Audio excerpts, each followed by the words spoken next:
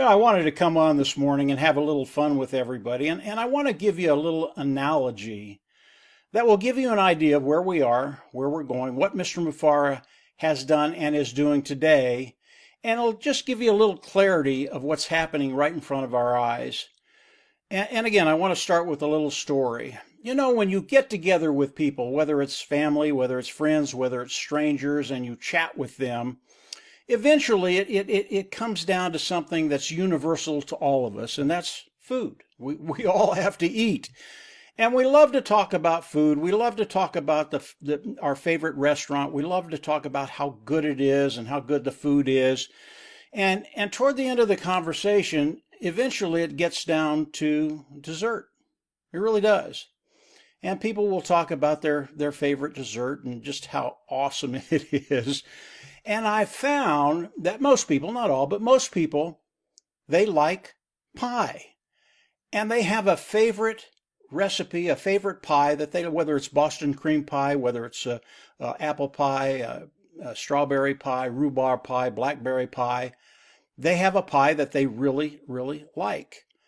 And when it gets to me and I tell them what pie I like, you just kind of get a blank stare.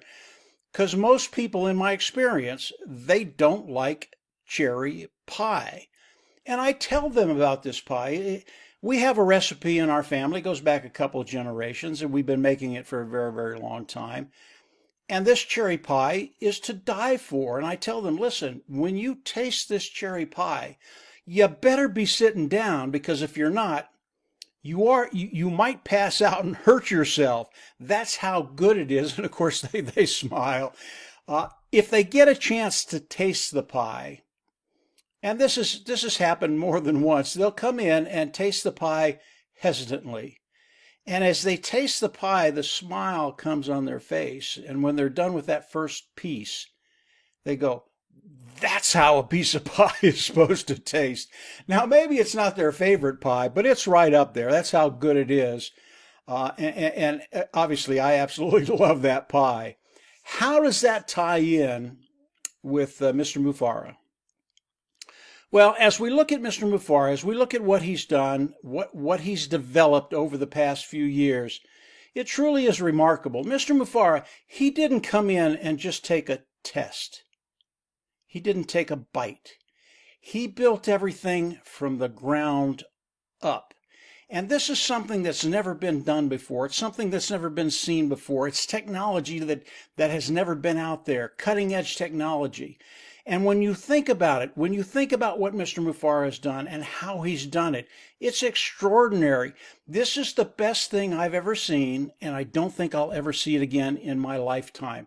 It really is that extraordinary. And when you think about Mr. Mufara, when you think about that cherry pie, the cherry pie, it's really, really good. And as you sit down and have your first piece, it might take you 5, might take you 10 minutes just to enjoy it. Now, for me, it takes me about a minute, 15 seconds to get that first piece down. But you might sit there and enjoy the pie. The pie's not going to change your life. I mean, you're going to enjoy it. You're going to look forward to it in the future, but it's not going to change anything. It's not going to change your life. But what Mr. Mufara has done, it changes everything. When we're talking about business, when we're talking about those thoughts you've had for years that you didn't want to tell anybody because you'd never thought it could become a reality. All of a sudden, because what Mr. Mufara has done, those thoughts that you've had, all of a sudden, they become a reality. You start to think, yeah, I can get that done. We can do that. This is going to happen because of what Mr. Mufara has developed. Maybe he made the recipe and he built this from the ground up, really just with his tenacity, and he got it done. And today it is a reality. Now, Mr. Mufara has been putting notes in the back office. In the last note, I want to mention a couple of things. If you think this business is passive, you are wrong. Mr. Mufara, in the last note he put, it was note number 7, he said he's going to come out and he's going to be asking us questions that he wants you and I to answer. This is the start of what you need to do. These are not hard things. Anybody can do this. They're not difficult to do. But Mr. Mufara wants you to come in and participate. And as he puts those questions out, you have to understand, you don't want to answer these questions off the cuff. Mr. Mufareh wants an educated, responsible response to those questions that bring value to him, so he can make the products that he's bringing to the world as good as they can be. So it's really, really important that you come out and answer intelligently, with an educated response to those questions. And if you don't know anything, go back and read 1 through 6, 1 through 7. It'll give you a really good understanding of where we are, what we're doing, and what Mr. Mufareh is doing. And then you can answer those questions, not off the cuff, but with a responsible answer that will bring value to Mr. Mufareh. That's the first thing he wants you to do. Are you done? No, you're not. Now, he's not going to say this, but I will. Answer the questions, give them really, really good responses, and then you need to talk to people.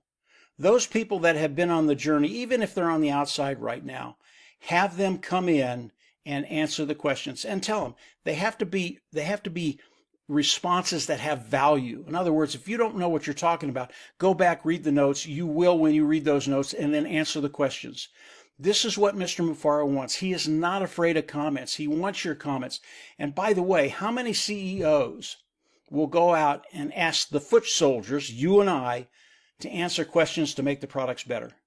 It does not happen. Absolutely does not happen.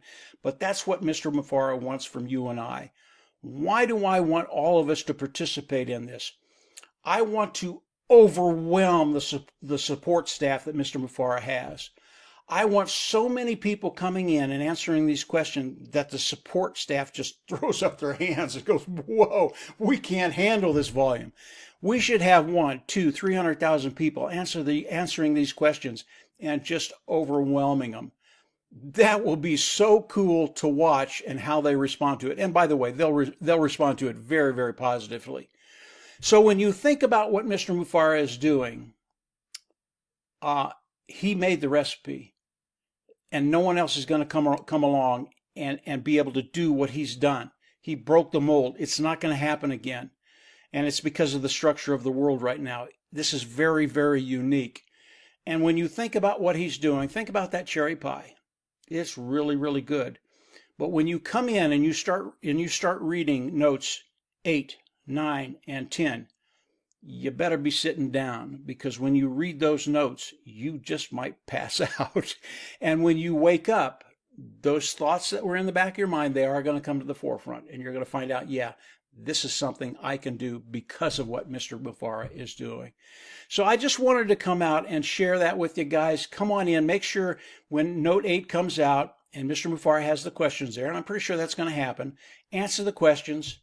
Make your answers very, very intelligent. That will give Mr. Mufareh value and help him come out with the best product he absolutely possibly could, and then share it. So if we do that, it's just going to be a fun couple of days watching what happens with the support team Mr. Mufareh has. So that's it for today, guys. Have a great week. Enjoy the week. Look for the new note coming out in the back office. And when that happens, get busy. Do what you have to do. And from there, we'll absolutely see you on the inside. Take care. Bye.